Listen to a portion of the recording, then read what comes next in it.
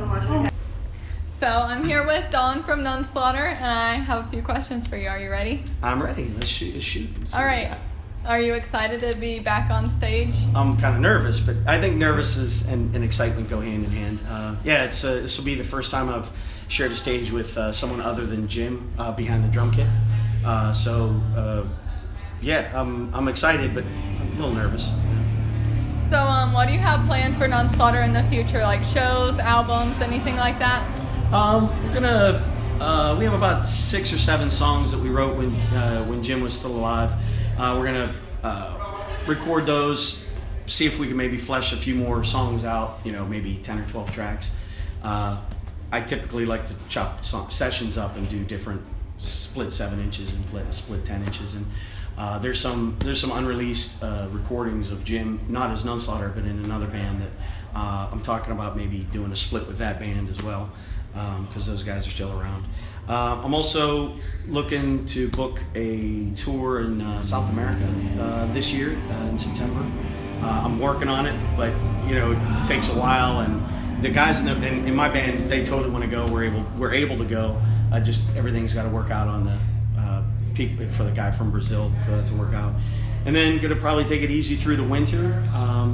Then next year, about this time, we were invited to play the Netherlands Death Fest. So we're going to go do that. And then if everything's still firing all cylinders, probably do a European tour summer of 2018. All right. So can you tell me how you got your band started? It was somewhere time in 86, 87 is when we we actually formed. There were me and the original singer for Nunslaughter. We didn't know each other, but people knew us. And they were like, you got to talk to this guy, you got to talk to this guy. And eventually we showed up at the same show and we started talking. And we pretty much, at the time, we thought we were their first death metal band. But at the same time, this band that just finished up playing, Sathanas, they were playing outside of Pittsburgh, but they're considered a Pittsburgh band. So together, we actually kind of started death metal in Pittsburgh. Greg and I ran into, I had another guy who used to be in a band, my first band, Death Sentence, and he wanted to play guitar, and so we decided, let's get together and see what kind of racket we can make, and so we started Nunslaughter. Can you tell me what your band's first concert was like? That was a wreck. We actually we never played until 1990, either 99 or 2000. We played in Lakewood, Ohio. It was called the Blind Lemon. I think it was 99. I never really had a full line or a band to start performing, and I was the bass player. I was a pretty bad bass player. So nobody ever wanted to play a show. But then I moved here from Honolulu, I moved here specifically because the conversation I had with Jim, he said, if you move to Cleveland, I'll dedicate my life to playing in Nunslaughter. So that's so it was 99 and the show went. We've had better shows, but it was the first one, and we were kind of developing our stage presence, and he already had it. Jim already had it, but all the rest of us were all relatively novice. Can I ask how did you meet Jim? Was it like pen pals back in the day or something, or just? That's one of my favorite stories about Jim. Morbid Angel. Actually, the drummer for Sathanas was in Acheron, and Vince Crowley was living in Pittsburgh, and he sent a flyer to Jim in the mail, a regular paper flyer, and it arrived on that Saturday of the show, and he said it was Acheron, Sathanas, and Morbid Angel, I believe. It was Morbid Angel and Acheron, and I think Sathanas also played. And so Jim got 2 carloads of people to come down, and I was kind of a social butterfly, so I noticed some metalheads that, could you close that door? Just so it might reduce the sound. So I noticed a bunch of metalheads that I didn't know, so I went up and started talking to them, and I met Jim Lapucci from Soulless, and Chris Dora from Soulless, and I met Jamie from Midnight and Boulder, and then I met Jim, and Jim and I just sort of hit it off. We kept talking about demos, And that was like I said, it was 1990, and we traded a bunch of stuff through the years. And at one point, he said, if you ever need somebody to drum on a Nunslaughter demo, let me know. I'll drive down from Cleveland. And in '95, I called him and I says, we have all these songs. I just need a drummer. And he drove down from Cleveland and played on Face of Evil demo. So do you have a favorite band that you did a split with? Huh. Some good ones. I don't know. Some of them mean different things. Like I like to do bands that aren't typically just all death metal. It's not death metal on both sides. Yeah. So we got grind and thrash and even punk bands.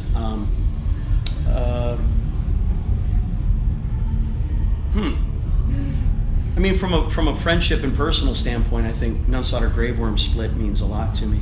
Yeah. He's just a really good friend, and I absolutely love Graveworm and what he's done.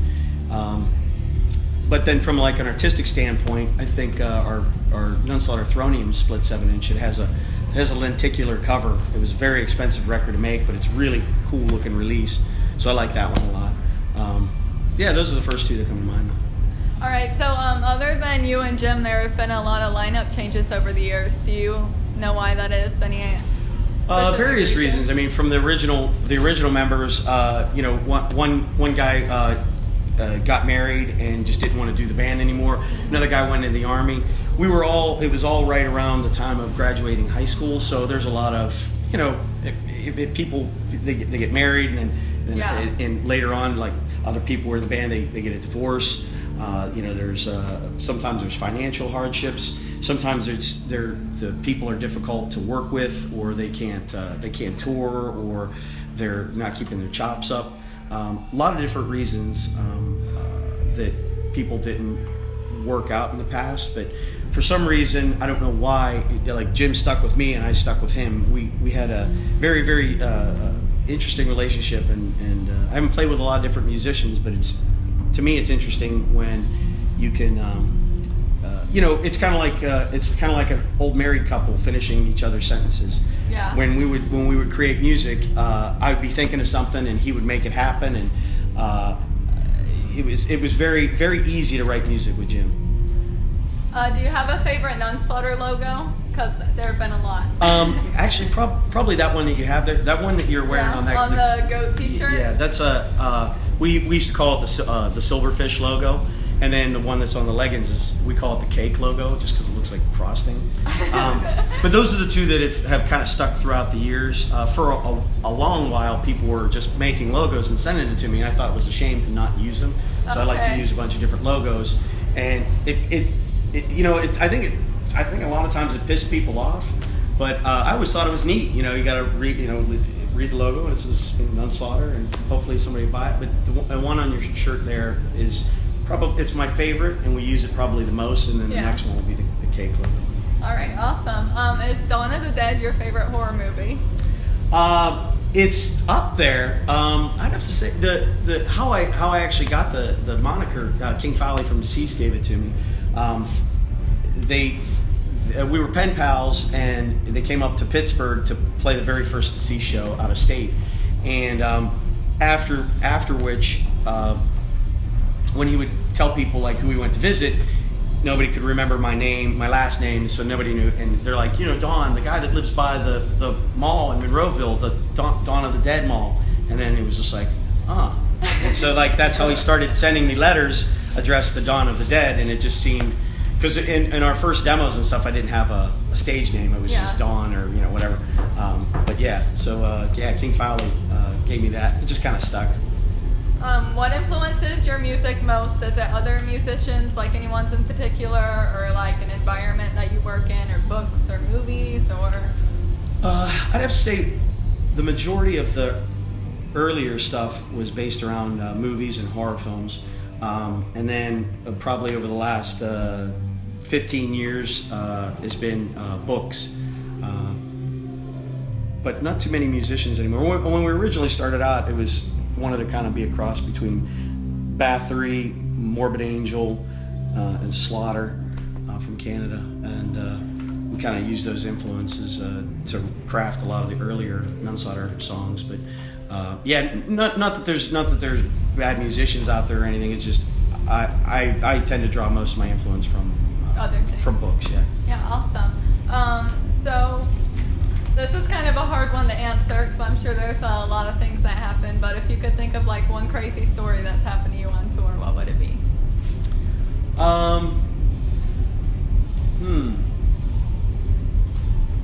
You know, as a whole, like I talk to other bands and they always have all these fucking problems, and you know, there's break-ins or one of their band members gets stabbed or gets thrown in jail.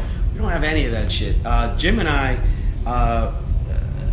for as much as you know, maybe people would think that I was the captain, but he was really the rudder. He's the person that steered the band the most, and by steered I mean usually veered out of trouble.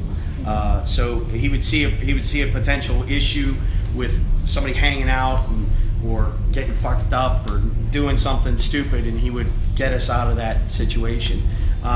Nothing really crazy. I mean, we did have small accidents on tour, or we had a stolen license plate in Hungary, and we had unfortunately we had sometimes girlfriends on tour, which is never again. Yeah. And had problems with them, but yeah, nothing bad. What's your favorite part about being signed to Hell's Headbangers? Well, I guess technically we're not even signed to Hell's Headbangers. We haven't been signed to a label in, I don't know, 20 years. Most of it's with working with Hell's Headbangers is kind of like a handshake and a head nod. I come up with an idea or a split 7-inch, and they've just been very, very easy to work with and gracious. The first release on their label was Spawn of Satan, Bloodsick, and their second release was Nunslaughter Sentinex, and we just kind of worked it out from there. Yeah, I just enjoy that they're a phone call away. If you get a call them, I can just call them up and fix problems or whatever. So. Do you guys have anything you want to ask? What was that? Yeah, I wanted to probably word it properly. Seemed like I read an interview, I believe, where you just said that, you know, you're more of a guy that likes demos and singles and type of stuff, and a lot of those classic bands everyone loves, you know, you're maybe more of the demo guy. Is that correct?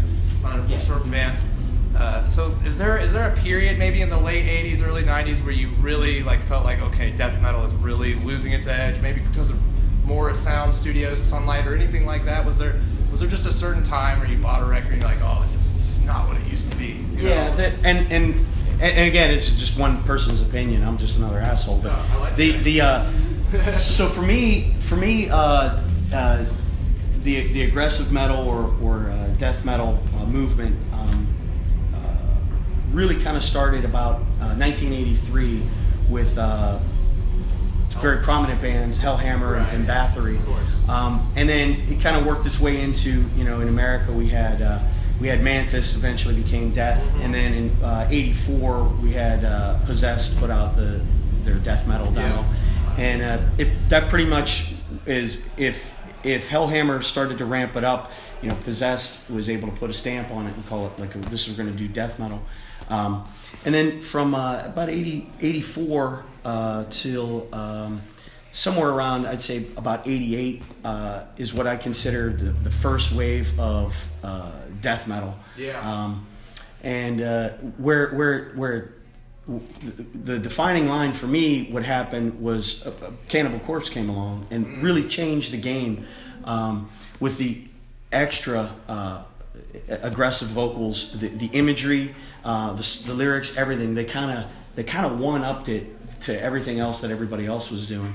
And so if I'm not mistaken, 89 or 90 is when, like say, the first demo or album came out.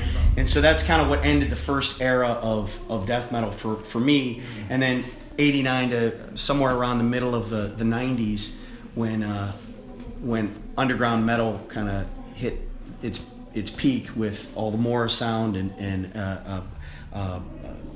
Sunlight Studios recordings.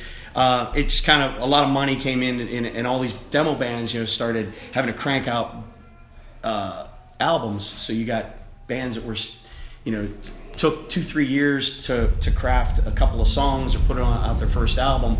That now they got to put out an album every year, and they don't have all those songs to go back on. So that was for me. That was defining. About 80, 88, maybe 89. That's a cool reference point to put a record like that, as maybe that was the point when everything had to maybe become more technical and more musical and less deathly and evil, And, yeah. And another thing, as I just heard you mention Slaughter, as an influence, was that, did you get a hold of Strapato when it came out in '87? Oh, yeah. It came out on I think maybe a relatively obscure Fringe. label. Yeah, it came out on Fringe Records. Yeah, I actually, the Nunslaughter, Greg Beal, he bought, we had the 7-inch that came out before it, and we were waiting for Slaughter, the album to come out. Right. But although I had rehearsal tapes and some other kind of like sketchy sounding demos, when that album came out, we were blown away. Like I was just like, I can't believe people are making this kind of music. What was nice about it was it had like a really kind of a studio production, but it wasn't all polished. Right. Some of the drums were a little off and the vocals are scratchy and stuff. All stuff that would have been fixed in post-production nowadays. Yes. They left it because that's just either they didn't have the money or they didn't realize it or they're young and that's what they wanted to put out. But what a fantastic record. It's still one of my favorite records. That's awesome. Yeah, that's really cool. You guys got anything else? No? All right, I've got one more question for you and then we'll end the interview. Okay, what did the Nuns ever do to you?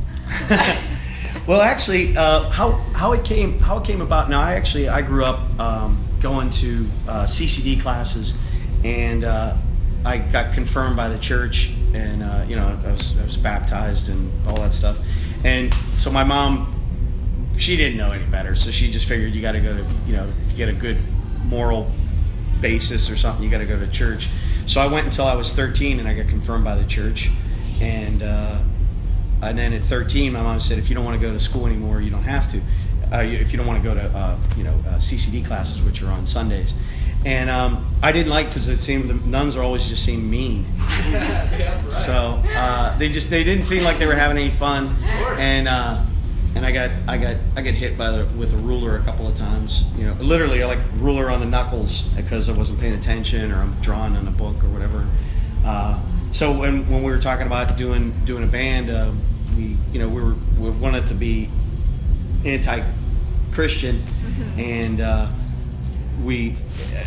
remember the conversation. We liked the idea that Morbid Angel had, two words that don't really go together. Yeah. But when you put them together, you're like, that's a good band name. And we were tossing around whatever the names were, and we're laughing, just making stupid names. And to this day, we don't remember who said it first or how it got put together, but somebody said, how about Nunslaughter? And all of a sudden we stopped laughing. And we were like, yeah, because nobody's going to have that name. Like, nobody is going to, you can have a band called Death and Obituary and Autopsy, and those are all good names, all great bands. But, when you type in Nunslaughter in Google, one fucking thing comes up. And obviously that was way before we knew anything about the internet, but it's great, just type in Nunslaughter. That's it. That's the only thing that comes up. Because even, you type in necrophagia, and you're like, you get 25,000 pages, and one of them is about the band, and you're like, holy hell! Type in Nunslaughter, that's all you get. So we're fortunate we picked that name, or unfortunate. I don't know. We've had some shit. I might be remember my history wrong, but was one of the first Nunslaughter demos called Rotting Christ? Yes. Yeah. You think that's what the band Rotting Christ made pick up the name? People ask that, and I think it just honestly it just kind of happened at the same time. Right. It wasn't what we weren't. I don't recall being conscious of that band, and I'm sure the band didn't know that we had a demo called that, and they just kind of happened at the same time. But yeah, that's they're a good Greek band. I like a lot of their earlier stuff. Yeah, Later stuff is a little some fun. Really cool EPs. Yeah. One little one, just total nerd question. I don't know why I thought of it, but just like to pick the brain of people who got to live during like the 80s era, which is stuff I love too. The record that's my favorite record ever that made me want to play this kind of music was Bathory: The Return. Do you remember when that came out in 85? Because when I first heard that in the 2000s, it was like, this is the darkest, most fucking evil thing I've ever heard in my life. Did you feel something like that when you heard that record, or was it? Well, I can say so. when it initially came out, I was a little disappointed because it wasn't as fast as the first one. But it didn't mean I didn't like it. Now, the first one I can attest to. I bought the Yellow Goat at Ides, and I brought it home. And I listened to it, and I thought, I don't know what this is. So I honestly, I was like, I put it in my record. I'm like, I don't think I'm going to listen to this. So my other friend who bought it at the same time said, did you listen to that record? And I'm like, I don't know what kind of music that is. I mean, literally, I did not understand what was going on. He's like, you got to go home and listen to it. So I went home and I listened to it a lot, and I absolutely love it. I bought it because the cover, and you flip it over and Conspiracy Satan and all this shit, and I was like, I gotta have that. But then, so when The Return came out, although it is by today's standards probably still sounds pretty harsh, it had a lot more polished sound than the first Bathory. I always hear reviews where they say it's like that album was way more polished. When you look at it in retrospect, it's exactly. So I got it, and I've always had it, but it wasn't one that, again, if I had to select from, I was like, I'm going to listen to the first one if I'm going to listen to Bathory. Then when the third one came out, which was again very different but extremely aggressive, I kind of understood, like, he's not going for the same sound on all these records. He's doing something very, very different. And it turns out Quorthon was just a genius that, at least initially he was misunderstood, and maybe now he's becoming more appreciated. But he's just going to do a bunch of different style of music. I mean, he really, in my opinion, he's the godfather of what would be considered black metal, not along the lines of Venom black metal, but like traditional black metal, at least the first wave.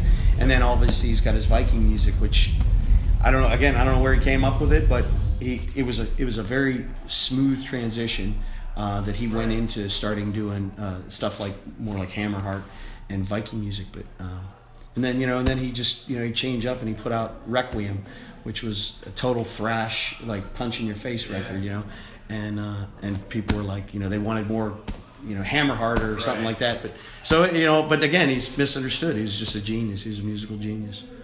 Fuck yeah, that's awesome. All right, so that's all we have for you today. Thank you so much for doing the interview with us. Thank you very much. I appreciate it.